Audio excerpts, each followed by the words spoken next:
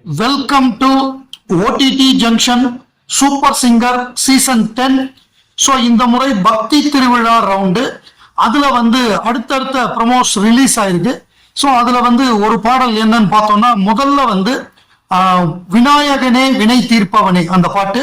அந்த பாடலை விக்ரம் பாடுறாரு. இந்த பாடலை ஒரிஜினலா பாடியவர் டாக்டர் சீர்காழி கோவிந்தராஜன். ஸோ அவருடைய வெண்கல குரல்ல ரொம்ப அருமையா ஹை பிச்சில் அனாயாசமா பாடியிருப்பாரு. அந்த பாடலை கேட்டாலே நமக்கு பக்தி ஏற்படக்கூடிய அளவுக்கு பிரமாதமா பாடியிருப்பாரு. அந்த பாடலை விக்ரம் வெகு சிறப்பாக பாடினார்.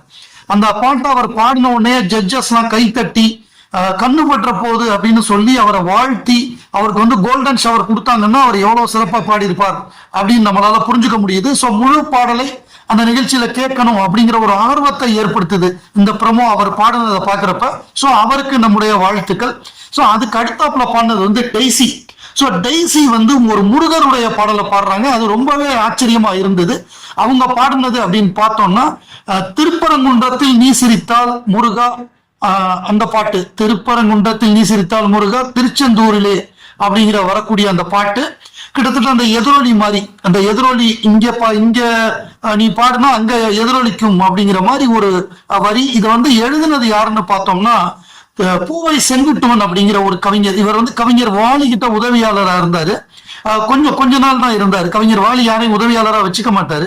ஸோ இவர் கொஞ்ச நாள் இருந்தாரு. இமிடியேட்டா இவர் என்ன பண்ணாருன்னா, எம்.எஸ். விஸ்வநாதன், கே.வி. மகாதேவன் எல்லாம் சொல்லி இவருக்கு ஒரு பாட்டு எழுத வாய்ப்பு கொடுங்கன்னு சொல்லி இவருக்கு கே.வி. மகாதேவன் கொடுத்த வாய்ப்பு தான் கந்தன் கருணை படத்துல திருப்பரங்குன்றத்தில் நீ சிரித்தால் முருகா திருச்செந்தூரிலே எதிரொலிக்கும் அப்படிங்கிற அந்த பாட்டு.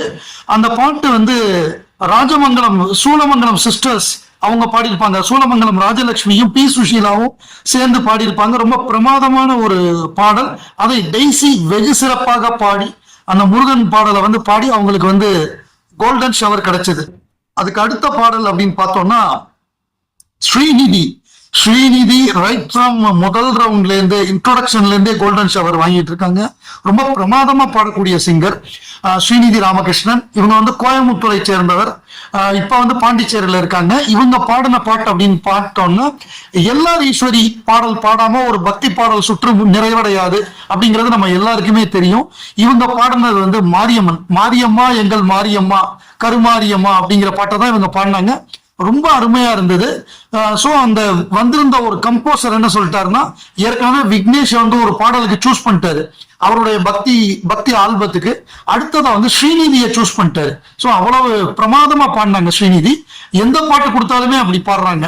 அதுக்கு அடுத்தாப்புல சிறப்பு விருந்தினரா வந்திருந்த டி.எல். மகாராஜன் அப்படிங்கிறவர் மிகச்சிறந்த ஒரு பாடகர்.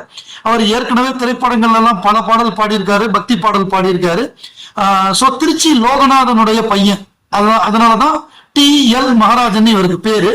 சோ இவர் பாடின முக்கியமான பாட்டு பக்தி பாடல்ல பிள்ளையார்பட்டியை பத்தி ஒரு பாட்டு பாடியிருப்பாரு. 9 கோளும் ஒன்றாய் பார்க்கணும்னா நீங்க பிள்ளையார்பட்டி வர வேண்டும்னு ஒரு பாட்டு இருக்கு, யூடியூப்ல கூட இருக்கு. 9 கோளும் ஒன்றாய் காண பிள்ளையார்பட்டி வர வேண்டும் அப்படின்னு ஒரு பாட்டு, காரைக்குடி பக்கத்துல இருக்கக்கூடிய பிள்ளையார்பட்டி.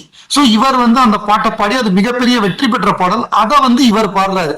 சோ அந்த ப்ரமோல இந்த 4 பாடல்கள் பாடப்படுது. சோ முதல் பாட்டை விக்ரம் பாடுறாரு, விநாயகனை வினை தீர்ப்பவனே.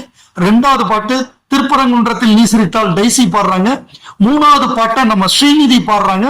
அவங்க பாடுறது எல்லார் ஈஸ்வரி பாடிய மாரியம்மா எங்கள் மாரியம்மா கருமாரியம்மா பாட்டு. கடைசியா சிறப்பு விருந்தினராக வந்திருக்கக்கூடிய டி.எல். மகாராஜன் அவர்கள் பாடின 9 கோளும் ஒன்றாய்க்கான பிள்ளையார்பட்டி வர வேண்டும். ரொம்ப அருமையான ஒரு ப்ரமோவா இருந்தது. இந்த முழு பாடல்களையும் நம்ம நிகழ்ச்சியில பாக்குறதுக்கு ரொம்ப ஆர்வமா இருக்கு.